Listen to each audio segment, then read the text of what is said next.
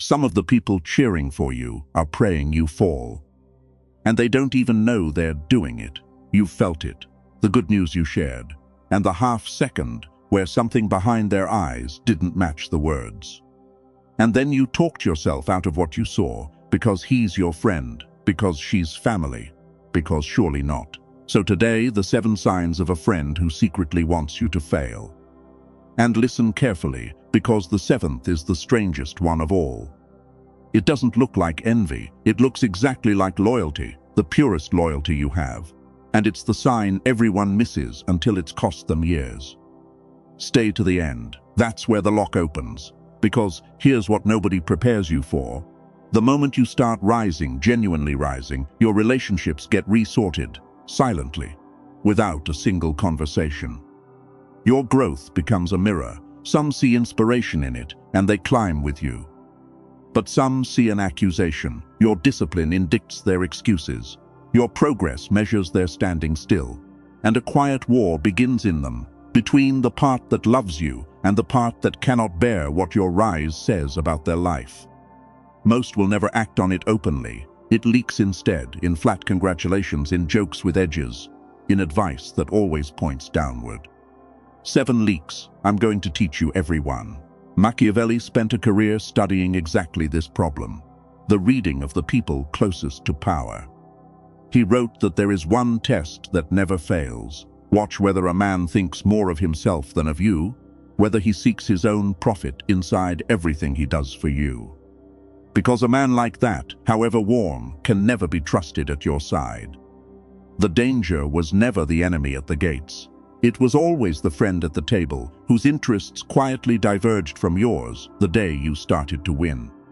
And the 7 aren't a checklist, they're a staircase.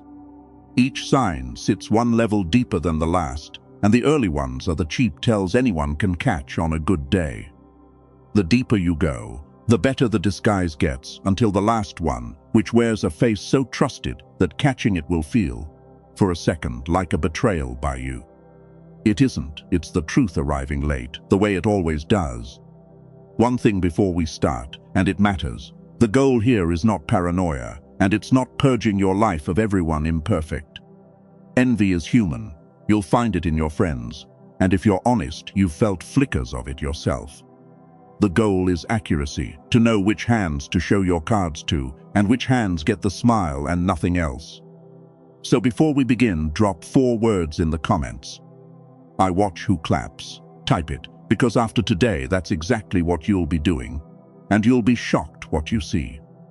Start with Chris, 6 years in the same group chat, a like on every post, first to comment on birthdays. Then you posted the promotion, silence, 4 hours, then 1 word, nice, no punctuation. No question, nothing after it. You told yourself he was busy. But something in you noticed, the way it always notices, and this video is about teaching that part of you to speak up. Sign number 1, the muted celebration. Your good news lands and something is off in the room. You got the promotion, closed the deal, hit the milestone, and you share it with someone close. And what comes back is technically correct and completely empty. That's great, man, a beat too late, a degree too cool, and then the tell inside the tell. The subject changes with suspicious speed, as if your news were a puddle to step around. Watch the pattern across time. Some people in your life light up at your wins, ask questions, want details, bring it up again a week later, because they were genuinely carrying your joy around. And some people receive your wins the way you'd receive a bill. Acknowledged, processed, filed, moved past. They never ask the follow-up question. They never mention it again. Your victory enters their presence and dies there, quietly, of neglect. Here's the mechanism. Genuine celebration requires that your win costs them nothing. For the envious friend, it costs them plenty, because every inch you rise widens the gap they're already measuring in the dark. So celebrating you sincerely would mean celebrating the growth of their own deficit, and no one can do that with real warmth. What comes out instead is the performance of celebration, the words without the current. And the current is the part that can't be faked, which is why your gut caught it before your brain explained it away. Machiavelli would tell you to trust the current over the words every time, because words are chosen and currents are leaked. Picture the dinner where you finally share the thing you've worked 3 years for. One friend across the table actually stops eating, tells the others, raises a glass, asks how it happened, wants the whole story. Another friend says congrats, that's awesome, and within 40 seconds is talking about his car. Nothing rude occurred, nothing warm occurred either. File the difference, it's data of the highest grade. And catch the sneakier variant of this sign, the comparison deflection. You share your win, and instead of engaging it, they immediately introduce someone else's bigger one. You got the promotion, and within a breath you're hearing about their cousin, who just made director at half your age. You ran the race, and suddenly the conversation is about a guy they know who runs ultramarathons. It sounds like conversation, it's actually a repositioning. Your win threatened the ranking, so a larger benchmark gets dropped on the table to shrink yours back to size before it can settle. Genuine friends let your win be the biggest thing in the room for at least 5 minutes. The envious one can't grant it 5 seconds without adjusting the scale. So here's the first directive. Run the celebration test deliberately. Next win, share it evenly with your circle and just watch. Who lights up? Who processes? Who asks the second question? Who changes the channel? You're not judging anyone yet. You're collecting. The pattern is the verdict, never the single night. And the second sign is louder than the first because it comes disguised as fun. Sign number 2, the joke with an edge. Envy that can't speak plainly speaks through humor, because humor comes with a built-in escape hatch. Watch what the jokes do to your accomplishments. Every win gets a comic asterisk. You got the promotion, and the joke is about who you must have flattered. You got in shape, and the joke is about how boring you've become. You built something, and the joke is that you got lucky. And the joke repeats and repeats, always the same direction, always shaving something off you, always with a smile. Here's the test that separates friendly teasing from something else, because real friends absolutely roast each other, and losing that would be losing something good. Direction and occasion, friendly teasing is random. It hits your bald spot, your terrible parking, your questionable taste, and it hits everyone at the table equally. Envy's humor is aimed. It shows up specifically when your wins are on the table, and its target is specifically the legitimacy of the win. Luck, not skill, connections, not work, selling out, not leveling up. The joke's job, every time, is to reduce what you earned to something you merely received. And watch the escape hatch in action. Push back even gently, and out it comes, relax. I'm kidding, can't you take a joke? Now you're the humorless one. And the shot stands. That reversal, where the wounded party ends up apologizing, is the signature move. Hostility with deniability, Machiavelli understood that the most dangerous attacks at court were the ones structured, so that objecting to them cost more than absorbing them. Picture the group when your name comes up attached to a success. The edged friend has a bit ready, he always does, and the table laughs, and you laugh too, because what else do you do? And something in you keeps a tally it never mentions. Listen to that tally. It's been counting accurately for years. So here's the second directive. Track the direction of the humor across a month, random and universal. Relax. That's friendship. Aimed at your wins and only your wins. That's a message arriving in costume. You don't have to fight the jokes. Just stop laughing along, go flat, let one land in silence. And watch how the joker behaves when the room doesn't save him. You'll learn a lot in that pause.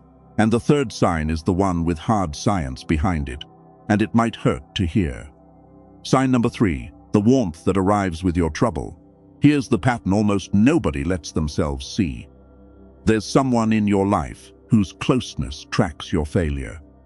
When you're struggling, they're present, attentive, generous with time, wonderful, honestly. And when you're winning, they thin out slower replies, vaguer plans, a coolness you can't quite name. Their friendship has a temperature, and the thermostat is your condition. Down, warm up, cold. You've probably explained this away for years, busy seasons, coincidence.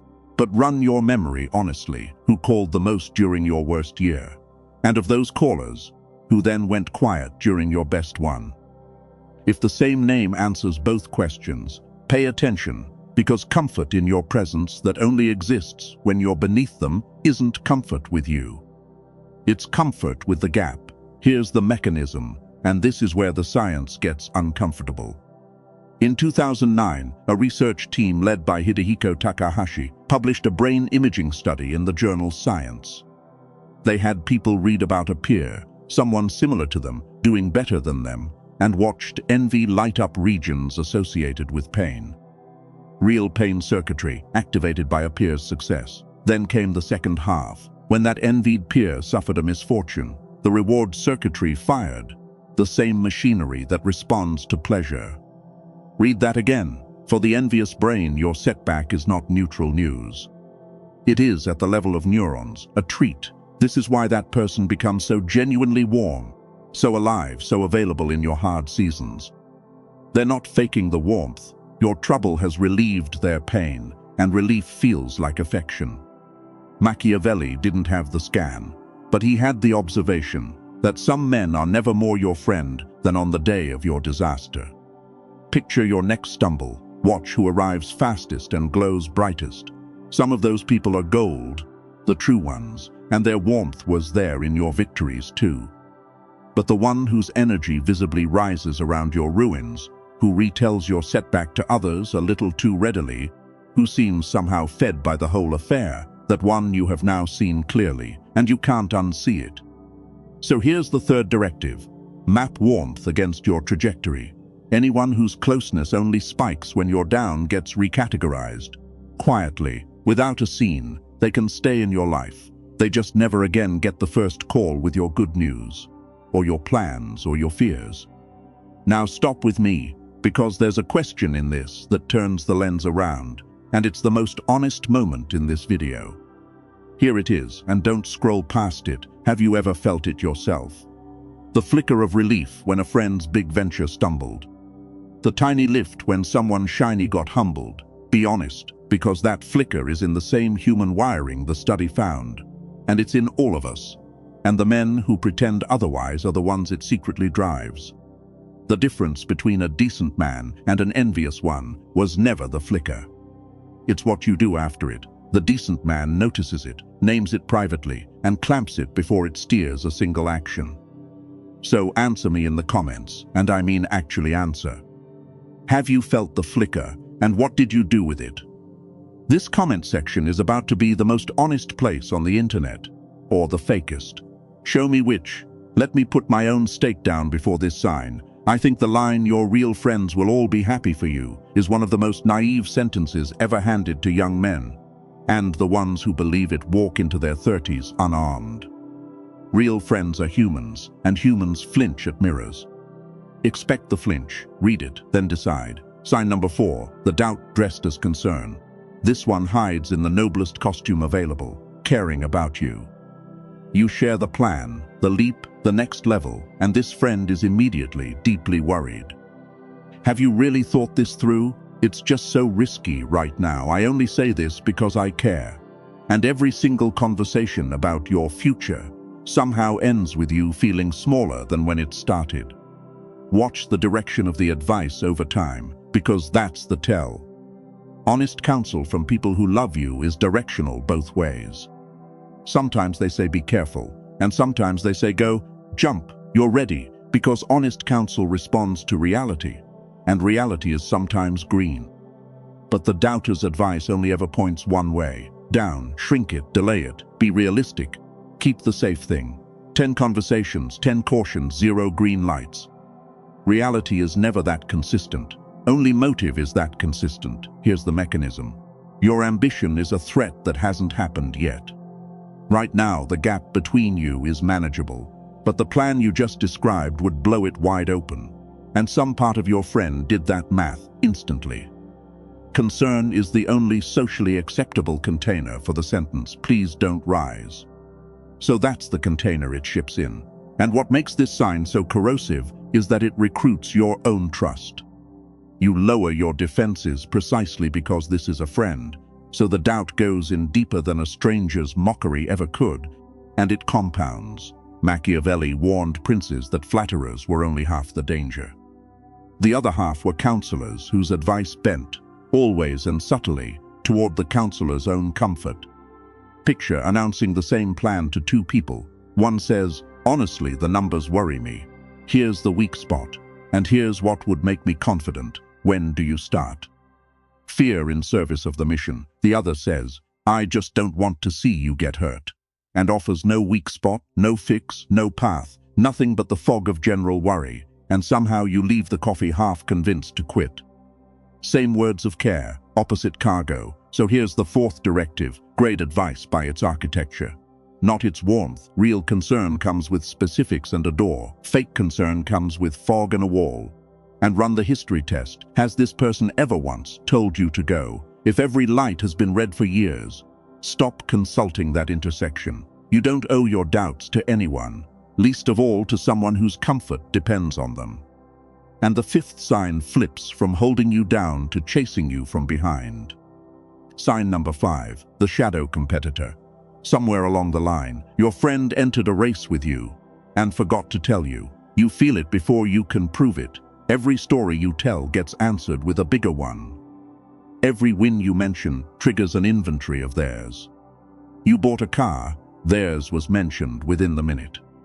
You shared a struggle, and even your struggle got one-upped, because apparently their exhaustion outranks yours too.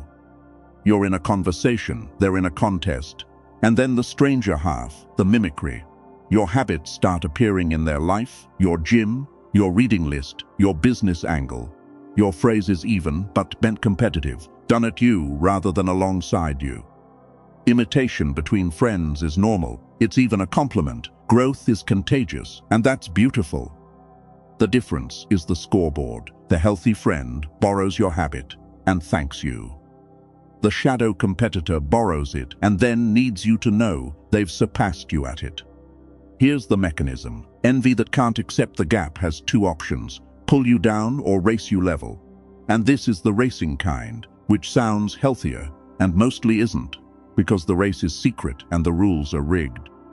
They're competing with a version of you assembled from your announcements, your visible highlight reel, while running their private reality against it. Nobody wins that race, and the runner slowly sours because you keep committing the crime of existing as the benchmark. Machiavelli would note the practical danger.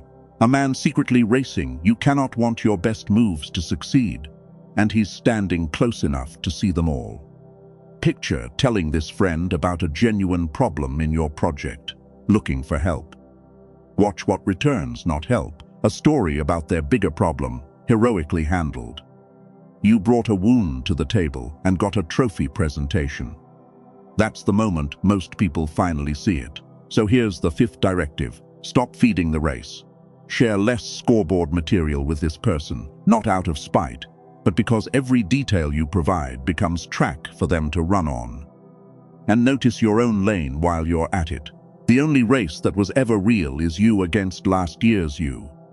Anyone who drags you into a different one is stealing your speed for their track. And the sixth sign is invisible by definition, because it happens in rooms you're not in. Sign number 6, the absent advocate. This sign is the hardest to catch, because its substance is absence. Things that should happen, quietly not happening. Your name, not mentioned in the room where it would have helped. The introduction that would cost them one sentence, never made.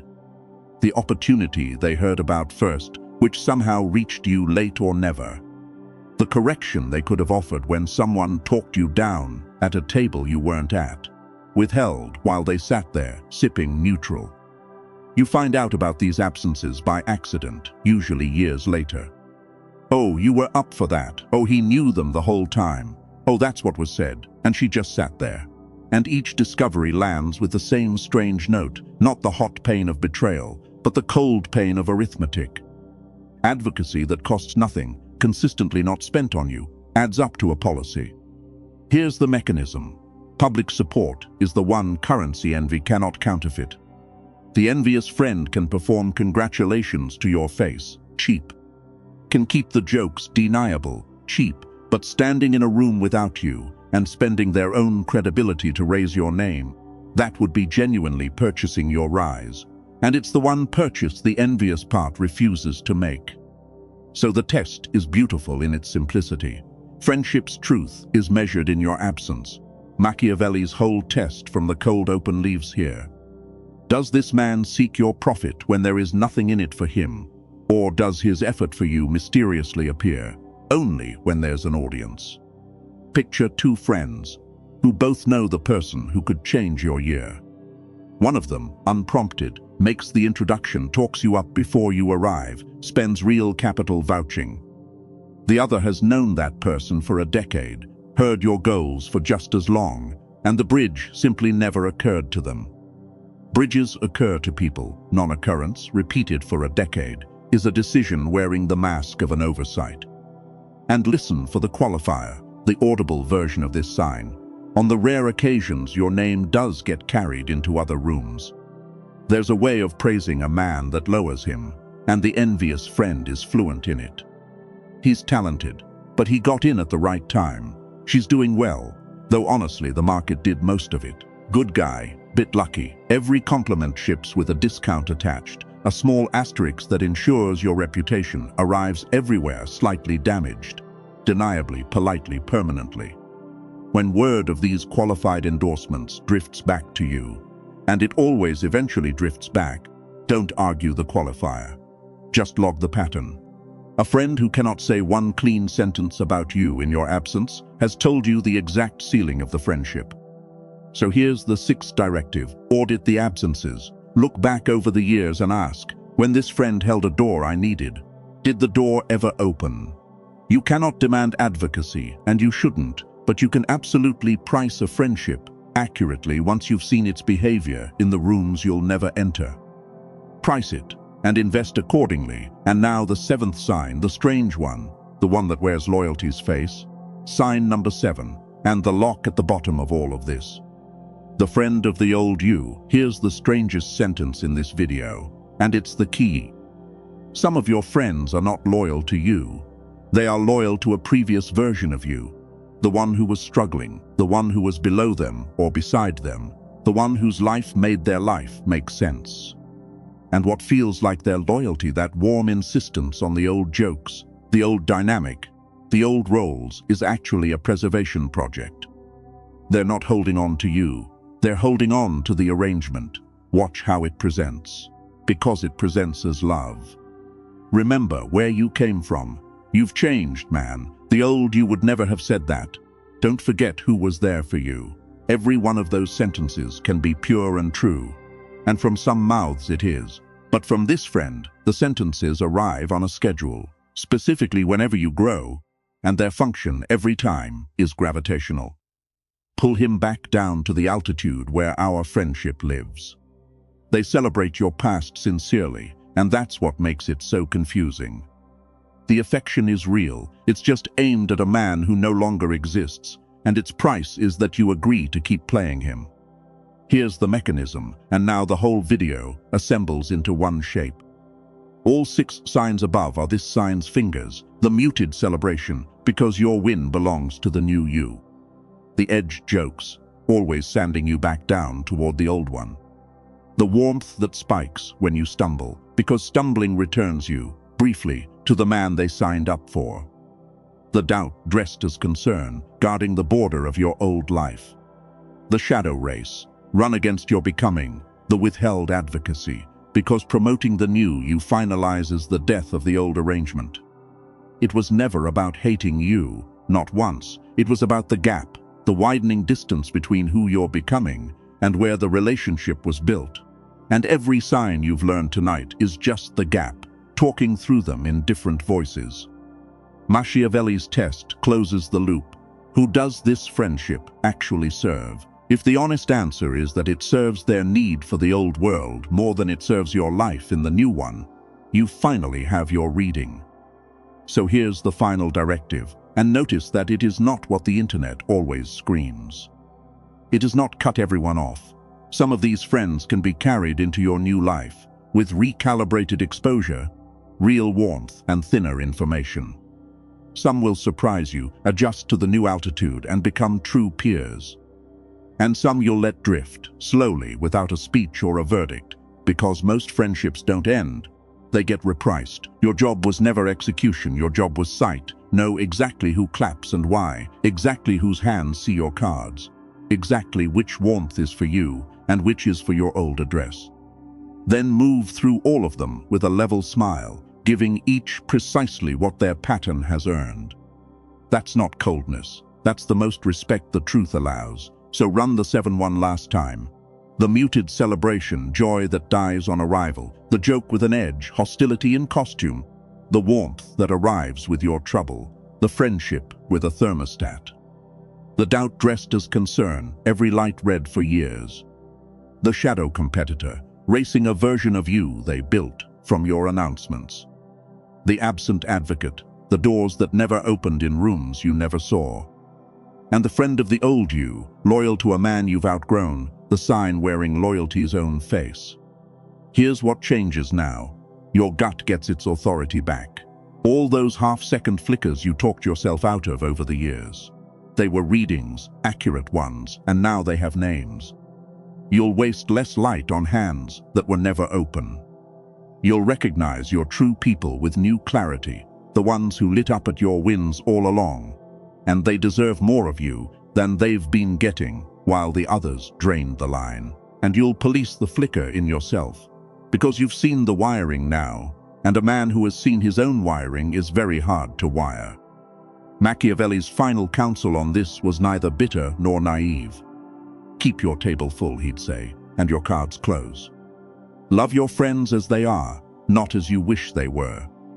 And reserve the deepest rooms of your life for the few whose profit and yours point the same direction. Say it one more time and put it in the comments. I watch who claps every win from now on as a reading. Take it. If this one named something you've felt for years, you're one of us now. Subscribe and stay close, because reading envy is one decode, and the next video hands you the master key behind all of them. Everyone around you is running a calculation you were never shown. Every favor, every kindness, every alliance. It's about the math you can't see, and how to read anyone's next move by finding what they stand to gain. Once you see the math, nothing surprises you again. Don't miss it. Watch who claps, reprice, don't rage, and save your cards for the hands that were open all along.